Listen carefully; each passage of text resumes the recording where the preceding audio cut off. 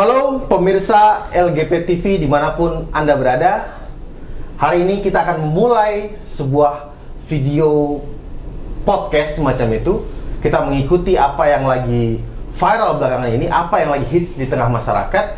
Kita mencoba mendekatkan diri kepada masyarakat dengan membuat video-video yang bisa pemirsa LGP dimanapun Anda berada menyaksikan tayangan ini. Saya memperkenalkan diri, saya adalah Imam Haryo Pradikdo. Sejujurnya, sebenarnya saya merupakan Sekjen, Sekretaris Jenderal dari DPP Laskar Ganjar Puan atau LGP ini. Tetapi saya membuat sebuah video ini, saya menjadi moderator atau MC diskusi. Yang hari ini saya sudah bersama dengan Ketua Umum Laskar Ganjar Puan, Mas Nawang Andi Kusuma. Sehat, Mas? Ya, sehat. Dan Ketua Dewan Pembina, sekaligus inisiator dari Laskar Ganjar Puan ini, yaitu yang terhormat Pak Mohtar Muhammad.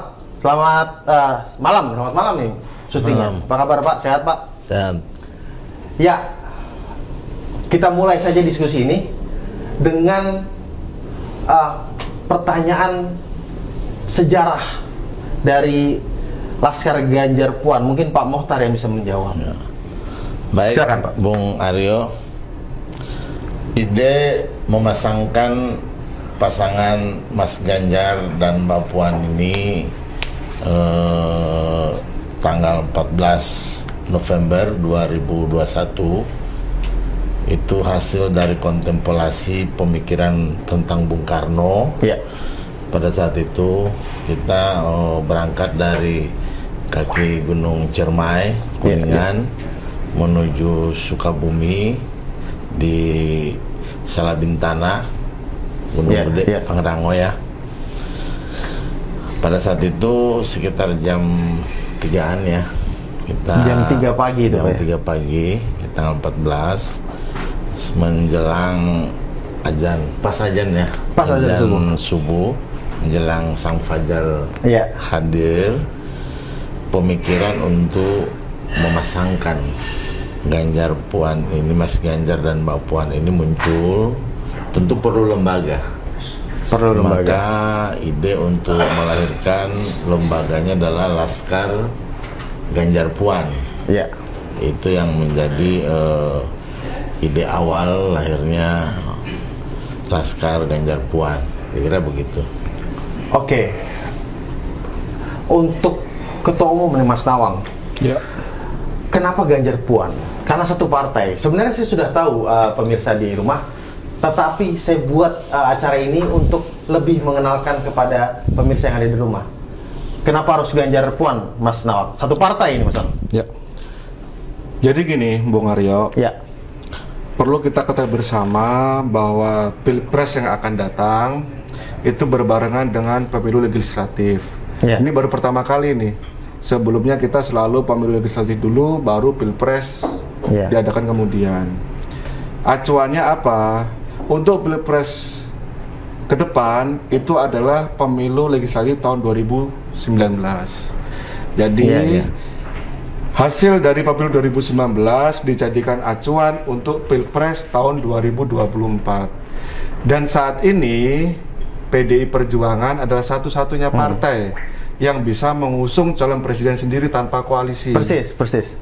115 kursi Mas ya? Ya, batasnya 115 kursi. Sementara PDI Perjuangan mendapat 128 kursi di DPR RI. Jadi kami melihat kenapa kita langsung berpasangan. Jadi kan kita baru pertama kali nih relawan yang langsung memasangkan. Karena kita melihat potensi ini. Jadi partai PDI Perjuangan bisa mengusung sendiri tanpa koalisi. Kalau yang lainnya, misalkan ada capres yang lain, kan tentunya harus ada lobby-lobby politik nih. Dengan siapa berpasangan, kemudian nanti untuk menggabungkan kursi-kursi tersebut supaya memenuhi syarat untuk mencalonkan presiden dan wakil presiden. Jadi kelebihan dari PDI Perjuangan seperti itu. Jadi kita bisa mengusung sendiri calon presiden dan calon wakil presiden dari partai PDI Perjuangan. Iya. Kalau Pak Mohtar sendiri setuju Pak Mohtar? Karena karena PDI Perjuangan mengusung sendiri, bagaimana partai-partai lain gitu Pak Muhtar? Ya memang benar, ini kelebihannya untuk mengusung kader sendiri di Pilpres ini, ini sangat berpengaruh terhadap hasil pemilu legislatif. Namanya Korjas. Jadi pilihan calon itu berpengaruh ke legislatif? Kader partai mencalonkan kadernya itu sangat berpengaruh terhadap hasil legislatif. Ekorjas. Nah, di sini kecenderungan semua partai itu memaksakan kadernya untuk nyapres agar lolos partainya ke parlemen threshold yang 4%. Gitu. Nah, di sini PDI Perjuangan diuntungkan bisa mengusung sendiri. Bahkan menurut hitungan kami ini bisa melebihi hasil dari tahun 99 pada saat kami jadi anggota dewan. Nah, ini bisa, kalau tahun 99 itu kan PDI Perjuangan mendapat 34,74%. Ini bisa melebihi ini gitu. Karena kalau dua-duanya kader itu dipasangkan, itu daya dorongnya terhadap hasil legislatif itu makin tinggi. Tapi ini kalau Mas Nawang lah, tapi ini satu kader Ganjar dan Mbak Puan, kita tahu rame lah di media, pendukung Mas Ganjar dan pendukung Mbak Puan rame di media. Menurut Mas Nawang, kita ini seperti apa nih mencocokkan, menyatukan keduanya? Jadi kami melihat gini, pasangan Ganjar Puan ini akan menciptakan kesulitan dari PDI Perjuangan. Banyak kesulitan. Semakin solid tuh ya? Iya, jadi banyak sekarang yang partai-partai di luar PDI Perjuangan atau pengamat-pengamat mungkin berpendapat bahwa nanti akan ada anti PDI Perjuangan. Tapi menurut kami bahwa yang tadi disampaikan Pak Mokhtar tadi, efek ekor jas ini nanti akan mengikuti. Jadi sebenarnya kita ketahui bersama, misalkan di Pilpres sebelumnya PDI Perjuangan mencalonkan Pak Jokowi yang sekarang jadi presiden, kemudian Gerindra mencalonkan Pak Prabowo, otomatis itu akan mengangkat Gerindra perolehan pemilu legislatif karena efek ekor jas yang disampaikan Pak Mokhtar tadi. Jadi buat PDI Perjuangan ini sebenarnya momentum ini. Sekarang bisa mencalonkan sendiri, kemudian nanti dengan adanya calon dari PDI Perjuangan, nanti masyarakat pemilih ini akan ikut ke PDI Perjuangan karena efek dari PDI Perjuangan mencalonkan presiden sendiri. Gitu. Iya, tadi belum kan dari kelompok Soekarnois dan kelompok nasionalis akan menyatu di pasangan Ganjar Puan ini. Iya, gitu. Persis. Tadi Mas Nawang menyinggung soal Pak Jokowi, Pak Mokhtar. Saya berpikir bagaimana keberpihakan presiden, karena Presiden Jokowi juga pasti punya kekuatan penuh. Perannya seperti apa di Ganjar Puan? Karena Pak Jokowi ini adalah kader PDI Perjuangan, maka dalam pergantian estafet ya ke depan, kelangsungan estafet ke depan, ya pastilah kader PDI Perjuangan, Mas Ganjar dan Mbak Puan. Nah, ini juga kan secara gestur sudah ditunjukkan oleh Pak Jokowi turun bareng dengan Mas Ganjar, saya yakin itu. Nah, asumsi estafet ini sangat jelas bahwa yang melakukan, yang melanjutkan keberhasilan Pak Jokowi ini adalah Mas Ganjar dan Mbak Puan. Ada tanda-tanda di sana, Pak Mokhtar? Ya, beberapa waktu lalu kan saya yakin lah akan setiap bulan lah Pak Jokowi ke Jawa Tengah. Kemarin satu mobil bareng ya? Satu mobil bareng. Dan menurut hitungan saya setiap bulan nih Pak Jokowi bareng dengan Mas Ganjar. Akan di-endorse nih? Akan di-endorse untuk menjadi capres. Akan di-endorse jadi capres. Iya. Nah, ini kan satu partai. Kan kalau kita multi partai memang sering terjadi tarik-menarik kepentingan. Dalam satu koalisi itu, Mas Nawang ya. Kalau satu partai ini, pandangan Ganjar Puan apakah maksudnya semakin tidak terjadi intrik-intrik di tubuh koalisi gitu, bagaimana? Kami malah melihat seperti ini, Bung Aryo. Jadi paradigma pembangunan budaya politik baru, di mana arah kebijakan politik ke depan akan disandarkan kepada visi atau platform partai politik. Jadi ini akan menguntungkan PDI Perjuangan. Jadi maaf saya potong. pemerintahan akan mengikuti partai politik begitu ya? Enggak, setiap partai politik kan jelas tujuannya, platformnya. Dengan PDI Perjuangan mencalonkan sendiri, ini utuh ideologi dari PDI Perjuangan. Sementara kalau partai lain berkoalisi, misalkan nih dari nasionalis dengan Islam, ya gitu kan pasti ada tarik menarik nih. Kalau menurut saya di PDI Perjuangan ini kalau bisa menggabungkan calon dari PDI Perjuangan sendiri tanpa berkoalisi, atau misalkan koalisi, kita tetap butuh koalisi untuk kemenangan. Butuh koalisi. Iya, butuh koalisi. Tapi kan ini jelas bahwa dua-duanya ini merupakan kader terbaik PDI Perjuangan. Jadi buat PDI Perjuangan oke lah. Kata Mas Nawang, Pak Mohtar, PDI Perjuangan tetap butuh koalisi. Gimana Pak Mohtar? Iya, memang hari ini hasil survei terakhir PDI Perjuangan itu mengungguli partai-partai lain di angka sekitar 26% ya. Iya, 26%. Artinya ini modal awal untuk PDI Perjuangan. Tapi perlu diingat bahwa kekuatan Mas Ganjar ini mampu menjadi magnet, menyedot pemilih partai-partai lain terhadap capres, preferensi pemilih partai-partai terhadap capres. Contoh, pemilih PKB terhadap capresnya, ketua umum Caimin kalah dengan Mas Ganjar gitu. Nah, 31% untuk memilih Mas Ganjar. Kemudian pemilih Golkar terhadap capresnya, ketua umumnya kalah. Itu modal dasar. Modal dasar kemenangan Mas Ganjar dan Mbak Puan. Nah, belum pemilih partai-partai lain. Saya yakin partai koalisi pemerintah Pak Jokowi yang tidak punya capres itu akan bergabung dengan PDI Perjuangan, koalisi PDI Perjuangan. Begitu juga partai-partai non parlemen. Ini terlihat dari data, nanti akan kita jelaskan. Oke. Nah, saya agak meninggalkan dulu soal apa partai politik. Saya fokus ke ini, Mas Nawang. Logo LGP. Kenapa ada Bung Karno di situ, Mas Nawang? Apakah mencoba mengembalikan roh Bung Karno? Jadi saya jawab Mas Aryo ya. Jadi gini Mas Aryo, kita ini berdasarkan data juga selain itu juga kita kan sejarahnya memang proklamator kita Bung Karno. Ini cucu Bung Karno. Dari Blitar. Jadi Pak Ganjar dan Mbak Puan itu sama-sama kita ketahui bersama merupakan kader ideologis dan kader biologis dari Pak Ganjar adalah kader ideologis Bung Karno, sementara Mbak Puan adalah kader ideologis dan kader biologis Bung Karno. Betul. Mbak Puan kan cucunya Bung Karno. Sementara kita melihat di akhir tahun 2021 kemarin di Jawa Barat itu ada survei dari Saiful Muzani Research Center SMRC. Research Consulting bahwa dari data tersebut, hasil survei tersebut ditemukan bahwa 94% masyarakat di Jawa Barat suka dengan Bung Karno. 94%. Kenal dengan Bung Karno. Kenal dan suka. 94%. Luar biasa. 94% masyarakat di Jawa Barat tahu dan kenal dengan Bung Karno. Sementara dari 94% tersebut, 94% juga suka dengan Bung Karno. Ini menandakan apa? Rakyat itu sudah rindu dengan Bung Karno.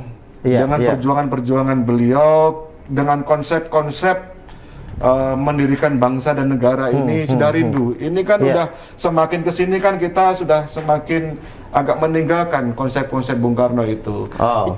Pak Ganjar dan Ibu Puan inilah yang menjadikan obat rindu tersebut. Kamu melihatnya seperti itu? Iya, berarti mencoba mengembalikan konsep-konsep yang berat dibuat sama Bung Karno. Konsep bernegara Bung Karno yang memperhatikan. Contohnya spirit Pancasila 1 Juni 1945. Trisakti Bung Karno, berdaulat di bidang politik, berdikari di bidang ekonomi, dan berpribadian dalam kebudayaan. Itu konsep-konsep Bung Karno. Bung Karno juga terkenal memperhatikan wilayah daerah-daerah, tidak hanya Jawa ya Pak Mohtar ya. Lalu bagaimana kita melihat Ganjar Puan ini yang sama-sama Pak Ganjar adalah Jawa Tengah, Mbak Puan seperti apa? Iya, memang untuk ide memasangkan Mas Ganjar dan Mbak Puan ini tidak hanya sekedar emosional, akan tetapi demografi juga kita perhitungkan. Kita tahu Mas Ganjar adalah keturunan Jawa, ya, keturunan Jawa, suku terbesar lah di Indonesia. Dan Mbak Puan ini garis keturunannya dari Sumatera, Minang, Bengkulu, Palembang, Lampung, dan bahkan Bali, juga Jawa lah gitu. Nah ini mewakili 70% dari DPT, mewakili 70% DPT, kurang lebih ya, 70% dari DPT di Indonesia gitu. Artinya demografi dari keterwakilan dua kader terbaik PDI Perjuangan ini sangat memenuhi gitu untuk dipasangkan gitu. Indonesia begitu luas ya. Kita memerlukan keterwakilan daerah-daerah Pak Muhtar ya, termasuk di Sumatera dan daerah-daerah lainnya. Nah, kalau menurut Mas Nawang, apakah Ganjar dan Puan mampu? Tidak hanya di Jawa, tidak hanya di Jawa Tengah, tidak hanya di Jawa Timur, Mas Nawang, tapi seluruh Indonesia bagaimana? Yang kami ketahui, Partai PDI Perjuangan ini adalah partai yang paling solid di Indonesia. Disiplin, paling disiplin.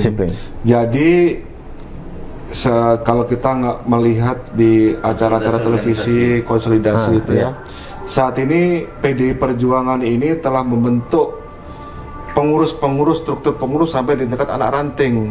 Jadi setiap RW se-Indonesia ini, Mas Bung Aryo ini, ini PDI Perjuangan membentuk. Jadi benar-benar kuat di dalam lapisan masyarakat ini. Dan kami meyakini bahwa dilatih, PKP dan lain-lain. Sampai tingkat ranting dilatih. Sampai ranting, bahkan anak ranting banyak terbentuk. Ini jadi pemenangan lagi. Jadi kita melihat PDI Perjuangan udah paling solid lah untuk mengusung partai sendiri. Jadi kita ini mengusung Pak Ganjar dan Mbak Puan itu bukan sekedar figur, tapi melihat juga mesin partai pemenangan yang nanti menjadikan Pak Ganjar dan Ibu Puan ini menjadi presiden, bukan sekedar calon. Apalagi ditambah relawan LGP, Mas ya. Ya tentunya itu. Kita kan bergerak terus. Non partai. Semakin luas ya. Sudah banyak relawan-relawan Pak Ganjar, banyak relawan Ibu Puan banyak, dan kita memang dari awal bukan ke satu figur, jadi kita menggabungkan dua figur yang hebat-hebat ini. Luar biasa sekali jawaban ketum ini Mas Nawang. Saya dengar Pak Muhtar, Mas Nawang ini UGM sama dengan Pak Ganjar gitu. Memang benar, dua tokoh calon kita ini memang lulusan universitas terkemuka di Indonesia ya. Mas Ganjar dan Mbak Puan ya. Fakultas Hukum UGM sama dengan Ketum lah. Sama dengan Ketum. Fakultas Hukum UGM S2 ya. Hukum UGM. Pak Ketum S2. Begitu juga Mbak Puan Universitas Indonesia sama dengan Pak Sekjen kan. Sama satu alumni. FISIP UI kan. Satu alumni. Artinya secara individual, intelektual bisa dipertanggungjawabkan lah. Dan orang-orang terbaik lah. Orang-orang terbaik. Nah, mungkin orang-orang terbaik secara intelektual. Kemudian kan sekarang masyarakat tuh sudah suka dengan rekam jejak, Pak Muhtar. Mungkin Mas Nawang lah, rekam jejak. Sekarang itu sudah rekam jejak, Mas Nawang. Bagaimana Ganjar Puan ini? Sudah lengkap menurut saya. Sudah lengkap. Sudah lengkap. Jadi Pak Ganjar ini kan bekas anggota DPR RI juga. Dua periode DPR RI. Pembuat regulasi peraturan perundang-undangan. Terus kemudian juga sekarang Pak Ganjar sebagai gubernur kepala daerah yang setiap hari melayani masyarakat. Jadi sudah sebagai pemimpin sudah cocok lah. Kemudian Ibu Puan juga begitu. Ibu Puan ini juga nggak kalah hebatnya dengan Pak Ganjar. Ibu Puan ini pernah juga menjadi Menteri Menko PMK. Menteri Menko membantu PMK, Pak Jokowi. Kemudian juga Ibu Puan ini pernah juga sebagai anggota DPR RI dengan suara terbanyak. Saat ini suara terbanyak. Suara terbanyak. Terus kemudian mengantarkan beliau menjadi ketua DPR RI. Ingat Mas Aryo, sepanjang sejarah Indonesia ini berdiri, satu-satunya perempuan yang menjadi ketua DPR RI cuma satu orang Ibu Puan. Satu-satunya. Makanya kita sering berdiskusi dengan Ketua Dewan Pembina Pak Mokhtar ini. Menurut kami nih di abad ini di Indonesia hanya ada 2 perempuan yang hebat di Indonesia. Yang pertama Ibu Megawati Soekarno Putri, Presiden. Yang kedua Mbak Puan sebagai Ketua DPR RI. Dan mudah-mudahan nanti menjadi Wakil Presiden. Amin. Tapi gini Mas Awang, mungkin Pak Mokhtar deh sekarang kita gantian. Pemimpin perempuan di Indonesia bagaimana Pak Mokhtar? Oh iya, jadi gini, kalau kita mencermati ya poros-poros yang muncul di Indonesia ini, pasangan kita ini Mas Ganjar dan Mbak Puan ini lengkap. Ada perwakilan dari laki dan Mbak Puan juga perwakilan dari gender perempuan gitu. Ini sangat lengkap. Saya yakin di pasangan lain tidak ada perempuan gitu. Tidak ada perempuan ini saya prediksi ada 4 pasang nanti di Pilpres. 4 pasang 4 pasang kita lihat polarisasi poros-poros yang ada di Indonesia. Di kita sudah muncul para pemimpin wanita itu sudah dari zaman dulu. Cut Nyadin, kemudian Ibu Kartini, Dewi Sartika dan lain-lain. Itu perlu diteladani lah. Kenapa di zaman sekarang nggak boleh? Betul. Itu kan nggak ini ya. Padahal kita punya sejarah panjang tentang yang mengantarkan pergerakan kemerdekaan kan banyak juga perempuan sebagai pemimpin gitu. Betul. Kalau soal Mas Ganjar dan Mbak Puan atau PDI Perjuangan lah, sering dikatakan sebagian orang tidak dekat dengan kelompok Islam itu. Mungkin Mas Awang lah yang menjawab. Menurut Mas Awang, gimana kalau ada orang yang mengatakan bahwa Ganjar dan Puan atau PDI Perjuangan tidak dekat dengan kelompok Islam? Jadi gini, Bung Aryo. Di negara kita ini kan memang banyak kelompok-kelompok suku, agama, ras, segala macam. Beragama juga beberapa agama yang diyakini di penduduk Indonesia. Sering dipisah-pisahkan. Kalau partai nasionalis berarti ini bukan partai Islam. Kalau partai Islam berarti bukan partai nasionalis gitu. Padahal kalau kita melihat bukan seperti itu yang terjadi. Contoh, yang pertama, sekarang Pak Presiden Jokowi dari Partai PDI Perjuangan yang katanya nasionalis, memang nasionalis, berpasangan dengan Kiai Haji Ma'ruf Amin. Betul. Artinya apa? PDI Perjuangan pun juga dekat dengan Islam. Bahkan di PDI Perjuangan pun di situ juga ada, kalau misalnya tahu kan namanya Baitul Muslimin Indonesia. Itu kan dalam rangka bahwa PDI Perjuangan itu benar ideologinya nasionalis, tapi juga dengan Islam dekat juga, beragama juga, bukan nggak beragama. Kalau Ganjar Puan, kalau dikatakan Ganjar Puan yang tidak dekat dengan Islam, bagaimana Mas? Sebagaimana kita ketahui juga, nanti boleh dicek Mas Aryo, datanya, Pak Ganjar ini sangat dekat dengan Islam. Dan santri. Pak Ganjar ini santri. Jadi Pak Ganjar itu sangat dekat dengan Nahdlatul Ulama. Bahkan istrinya Pak Ganjar itu merupakan cucu ulama besar. Ulama besar. Di Kalijaran, Purbalingga, namanya Kiai Haji Hisam Abdul Karim. Boleh dicek. Kiai Haji Hisam Abdul Karim dari Purbalingga Dari Purbalingga. Jadi artinya apa? Bahwa Pak Ganjar itu juga setiap hari memang sangat dekat dengan kelompok-kelompok Islam. Bahkan beliau memang santri. Gitu. Sementara Ibu Puan ini juga seperti itu. Ibu Puan ini kan anaknya Pak Taufik Kemas. Kemudian Pak Taufik Kemas itu anak dari Ci Agus Kemas. Itu ayah dari Pak Taufik Kemas. Daerah Sumatera masalahnya. Ci Agus Kemas ini merupakan tokoh Masyumi. Artinya Masyumi. Artinya apa? Ibu Puan itu memang dilahirkan dari leluhurnya yang Masyumi, yang memang Islam gitu ya. Gitu. Jadi menurut saya bukan zamannya lagi kalau kita dikotak-kotakan seperti itu. Oke, itu Pak Ganjar dan Mbak Puan ternyata dekat dengan Islam. Ayahnya Taufik Kemas pendiri Baitul Muslimin. Nah, kalau Pak Taufik Kemas kemudian Ibu Mega, suami dari Ibu Mega sendiri lah Pak Mokhtar. Ibu Mega tentunya perannya begitu besar, presiden kelima. Menurut Pak Mokhtar seperti apa? Di Pilpres 2024 ini dua tokoh yang sangat mempengaruhi ya kemenangan Mas Ganjar dan Mbak Puan. Yang pertama Ibu Megawati Soekarno Putri. Yang kedua Pak Jokowi, presiden yang ke-7 ya. Ini ingat, ini Pilpres ini pada posisi presidennya Pak Jokowi gitu. Jadi sangat membantu untuk pemenangan ini gitu. Dan apalagi kalau masyarakat percaya kalau Ibu Mega sudah tentukan calon itu jarang yang kalah gitu, kira-kira gitulah.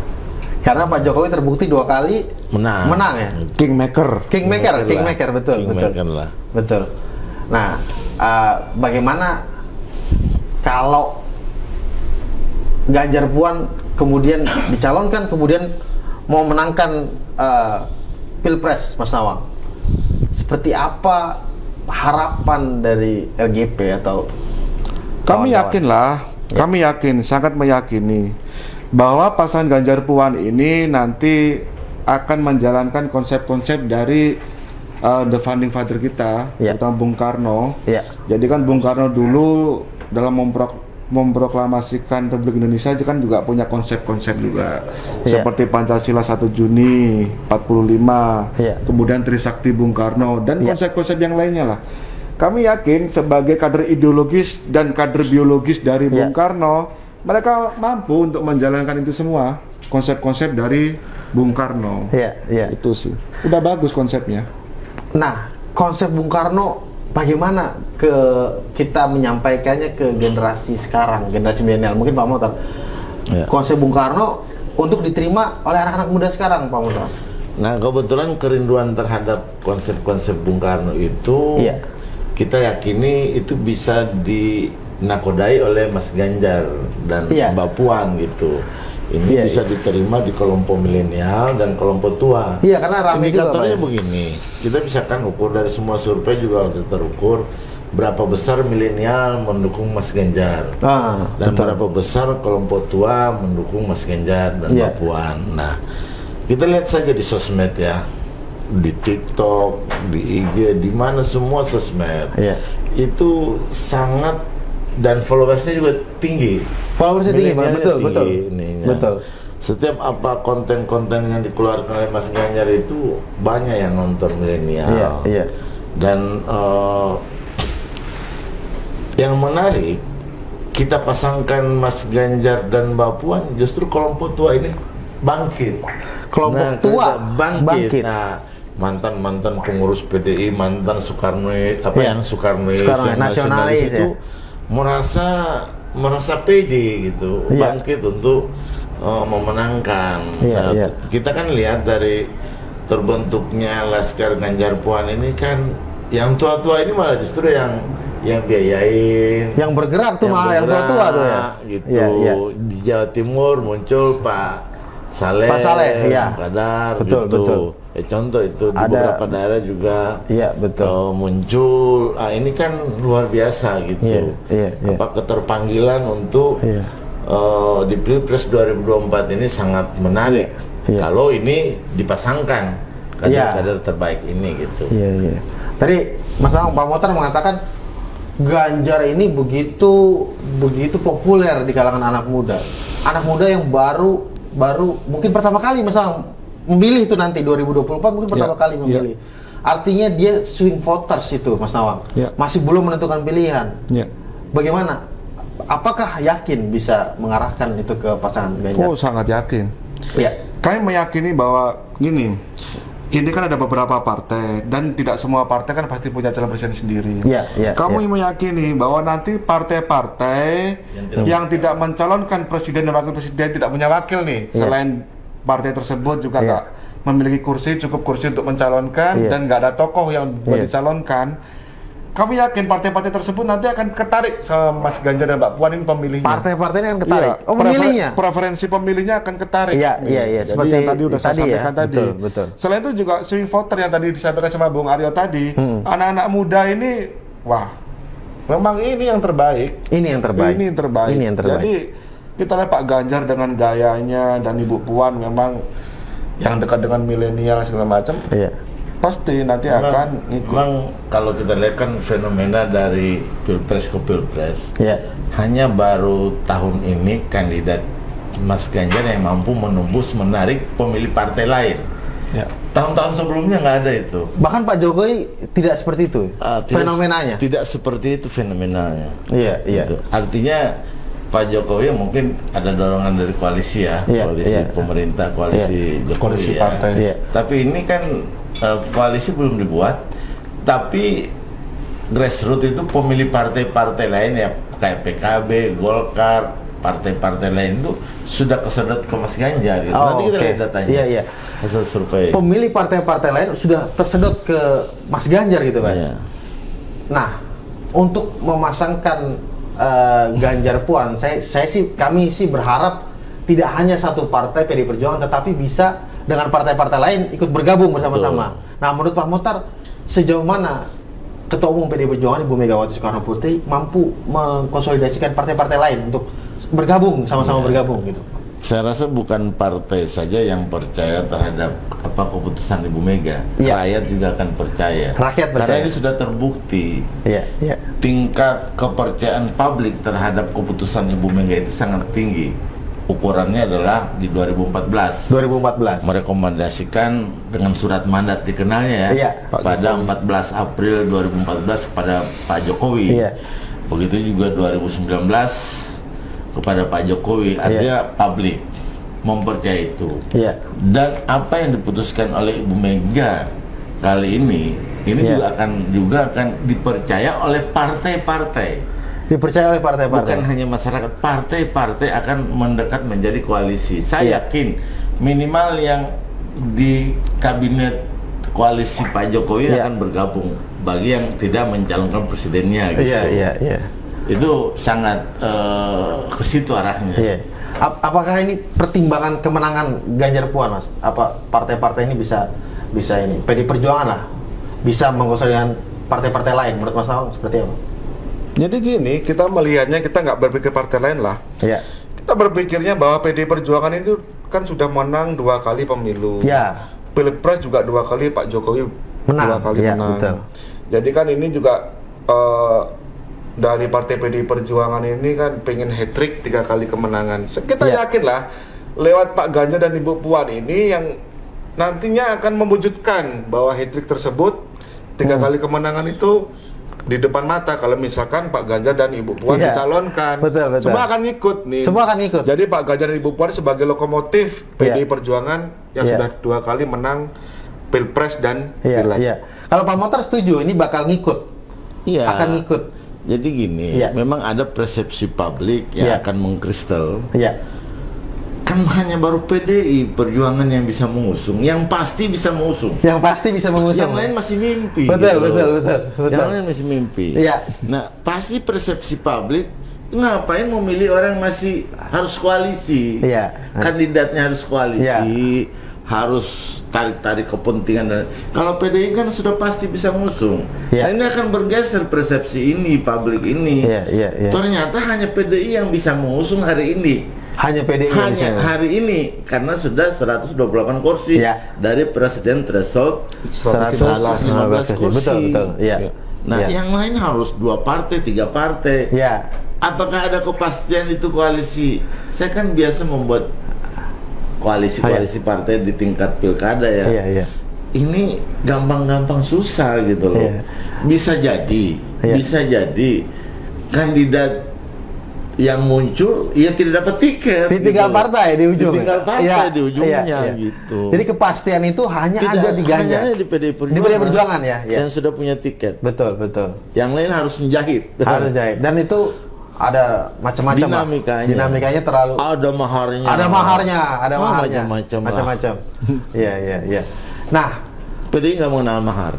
PDI Perjuangan tidak mengenal mahar. Saya juga tahu persis bahwa PDI Perjuangan tuh roh gotong royong sesama kader, sangat tinggi. Orang yang ditempatkan di posisi-posisi itu sangat tinggi ya menurut Mas Nawang. Seperti apa? Ya kan Mas Nawang ya? Tinggi, sangat tinggi. Jadi loyalitas sebagaimana kita ketahui bersama, loyalitas partai itu yang saat ini menurut saya paling bagus kan cuma PDI Perjuangan. Iya. Perintah ketua umum memang benar-benar Langsung sampai ke bawah. Sementara juga PDI Perjuangan ini kan menang di pemilu 2019 dan kemarin pilkada 2020 itu kan menjadikan PDI Perjuangan paling banyak nih wakil-wakil di pemerintahan daerah maupun di legislatif. Jadi gini, kalau data yang kita terima bahwa PDI Perjuangan ini wakilnya mempunyai 5 gubernur. 5 gubernur. Kemudian 6 wakil gubernur. 6 wakil gubernur dari 34 provinsi ya. 128 kursi DPR RI. Kemudian ada 115 wakil bupati. Wakil bupati. Dan wakil wali kota. 128 wali kota daerah dan kepala daerah dan wali kota. Oh ya.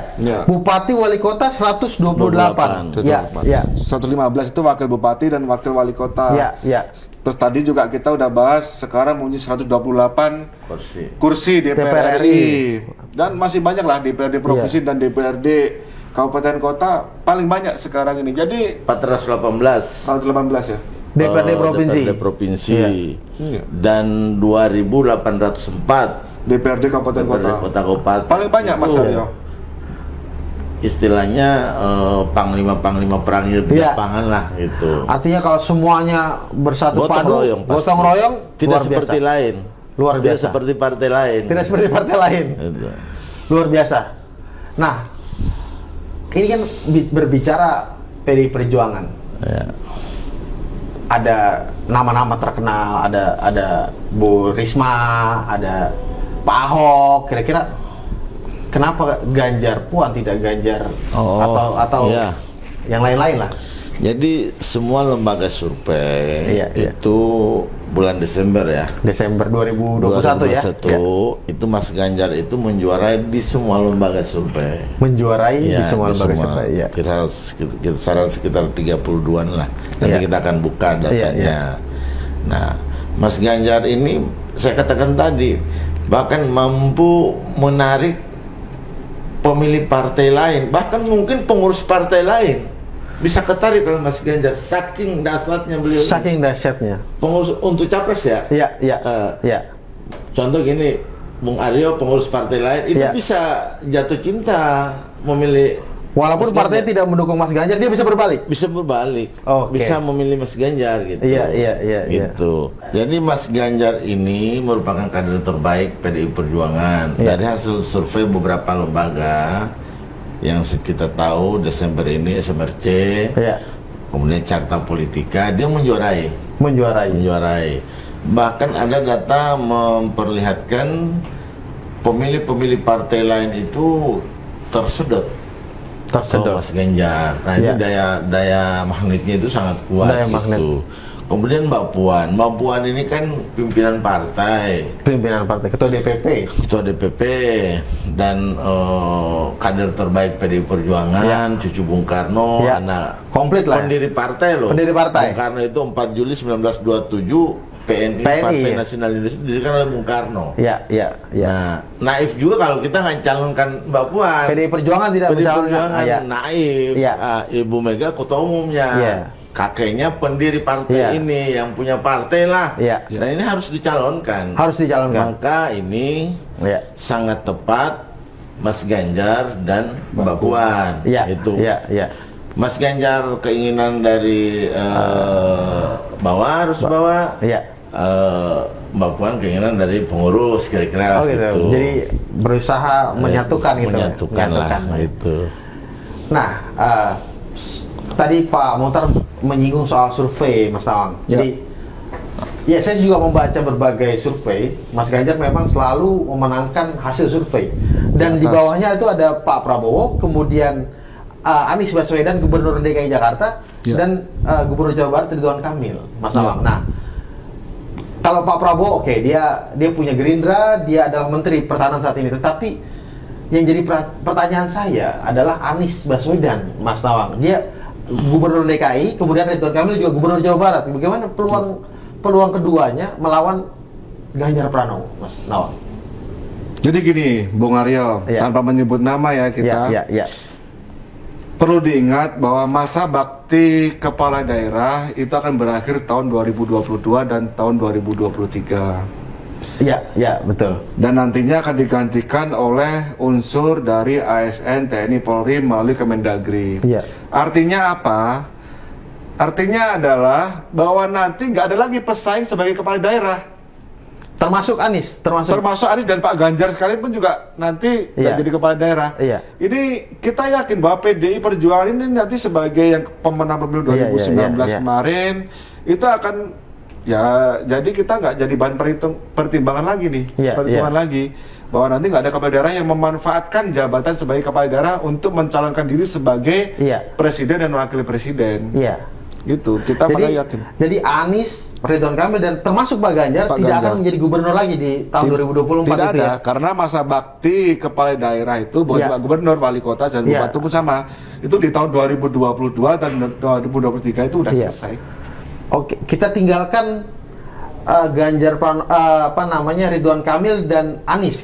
Nah, kemudian Ganjar Pranowo, tetapi presidennya 2024 masih Pak Jokowi. Gimana Pak Mohtar? Oh ya, di sinilah. Hasil survei Saiful Munjani Research and Consulting ini tingkat kepuasan publik terhadap pemerintahan Pak Jokowi itu 71%. Kepuasan publik itu luar biasa. Ini menguntungkan. Menguntungkan untuk Ganjar. Menguntungkan untuk Mas Ganjar dan Mbak Puan. Karena karena satu partai. Satu partai. Kemudian ada kepercayaan publik terhadap PDI Perjuangan nanti. Terhadap PDI Perjuangan dengan tingkat kepuasan dari publik terhadap Pak Jokowi ini. Mudah-mudahan ini bisa bertahan sampai di Pilpres nanti. Tingkat kepuasan di atas 71% ini. Mas Awang setuju tuh, 71% kepuasan publik terhadap Jokowi akan menguntungkan Mas Ganjar. Pasti, Ganjar Puan. Pasti, itu kan satu partai, otomatis akan ngikut. Saya punya data tentang survei SMRC, Mas Icat, bisa dibuka. Survei SMRC bisa kita lihat. Kalau kita lihat dari data SMRC ini Desember 2021, Mas Ganjar mengungguli. Kalau itu simulasi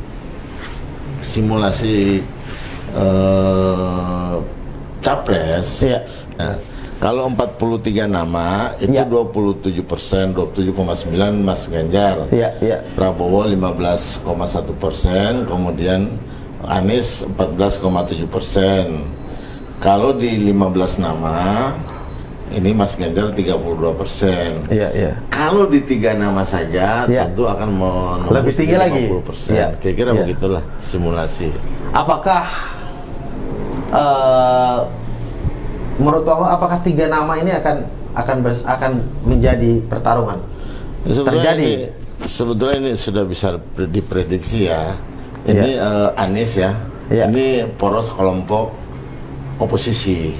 Anies kelompok oposisi. Ya mungkin di sana ada hari ini Demokrat yang oposisi, ada PKS yang oposisi Mungkin nambah satu Nasdem. Di sana harus 3 partai. Bisa menjadi oposisi hari ini. Bisa oposisi. Arahnya ke situ karena arahnya mereka ke Anies. Poros berikutnya Gerindra. Gerindra Pak Prabowo, ada Sandi gitu. Mungkin ini akan tetap berpasangan. Kembali lagi akan ambil satu partai lagi. Nah, masih ada satu kelompok lagi. Bisa ada satu lagi. Kelompok Golkar dan PKB. Nah, ini juga belum muncul, yang baru muncul. Itu Pak Erlangga, sudah ada balihonya Pak Muhaimin, mungkin juga Erick Thohir dan Erick Thohir muncul RK, gitu, muncul di sana. Saya juga punya data lagi Pak Mohtar dari Carta Politika Mas Nawang Ada itu mungkin Pak Mohtar bisa menyampaikan survei ini Carta Politika, di mana Ganjar Pranowo unggulnya 30 hampir sama, 30,2%. Mas Ganjar di Carta Politika ini sama di bulan Desember di survei ini 30,2%, kemudian Pak Prabowo 25,8%, kemudian Pak Anies 22,3%, kemudian Sandiaga Uno 7,3%, kemudian Ridwan Kamil 5,9%. Ini capres. Ini capres. Ini capres. Ini capres. Mensimulasi. Kenapa ke Ganjar Puan? Coba kita hitung ya. Kita hitung. Nah, di luar Mas Ganjar ya, Pak Prabowo katanya ada memasangkan Prabowo Mbak Puan. Masa sih PDI Perjuangan bisa ngusung sendiri? Mengusung kader partai lain, nah itu nggak benar. Itu satu. Penolakan di bawah pasti ada. Ini bisa disimulasi. Yang kedua Pak Anies, itu juga nggak nyambung lah. Nggak nyambung. Dengan ketua umum kita, dengan ketua umum Ibu Mega nggak nyambung lah. Yang ketiga Pak Sandiaga Uno. Itu juga nggak nyambung. Yang keempat RK Ridwan Kamil itu nggak nyambung. Yang nyambung cuma Mas Ganjar. Gampang bacanya. Dan jangan salah Bung Aryo. Jadi ini kan masih 2 tahun lagi. Ini belum final. Kita yakini nanti survei Pak Ganjar akan naik terus sampai menjelang pemilihan presiden dan wakil presiden. Ini kan data. Ternyata nih capres ini 5 orang nih. Capres 5 orang. Nah, yang nyambung dengan PDI Ibu Mega itu ya Mas Ganjar karena satu partai, karena anak buahnya Ibu Mega itu. Itu aja cara bacanya begitu. Cara baca begitu ya. Itu. Kenapa nggak dengan Pak Prabowo? Ya masa iya sih orang bisa ngusung sendiri, tiketnya dikasih ke partai lain? Betul. Akan kalah PDI Perjuangan kan gitu. Gampang bacanya sebetulnya. Kak, dari 3 nama teratas atau 5 nama teratas, bahkan tidak muncul nama Ketua Umum Partai Golkar Erlangga Hartarto, tidak muncul juga Ketua Umum PKB Pak Muhaimin. Bagaimana partai mereka atau pendukung mereka lah menyikapi fenomena ini? Dari data yang kita lihat dari Carta Politika ya, Desember, hasil surveinya, ini pemilih PKB, coba bisa dilihat di datanya. Saya punya. Pemilih PKB terhadap capresnya lebih memilih Mas Ganjar 31% daripada milih Caimin. Caimin, Ketua Umum PKB. Lucu, bahkan tidak tidak sampai ya. Tidak sampai di 5 besar ya.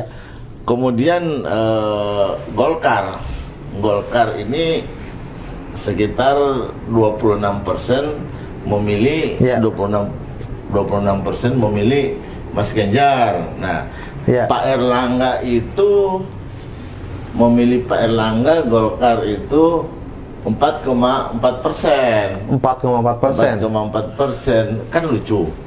Nah, makanya daya tariknya Mas Ganjar ini sangat luar biasa gitu. Dan bukan PKB dan Golkar saja yang ketarik. Nah, polarisasi pemilih ini sangat kuat ke Mas Ganjar ininya. Nah, ada beberapa data Nasdem. Ini Nasdem ini 32,7%. Pemilih Nasdem terhadap capres itu 32,7%. Kan katanya Nasdem menggadang-gadang Anies Baswedan.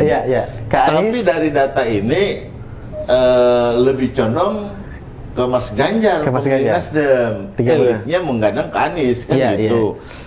Nah, kalau PDI Perjuangan 59,9%, sekitar 60% ke Mas Ganjar. Kemudian PSI 50%, kemudian Hanura 40%, Perindo 22,2%, PKS saja tersedot 7,7%. PKS tuh oleh Mas Ganjar, pemilih PKS. Saya yakinlah kekuatan Mas Ganjar di dalam menarik pemilih-pemilih partai terhadap capres itu sangat kuat. Dan ini menggiring koalisi. Konstituennya maunya ke Mas Ganjar. Kalau koalisi yang nggak mau, berarti partainya nggak bisa baca, elit partainya nggak bisa baca situasi, nggak bisa baca peta, nggak bisa baca kehendak konstituennya itu.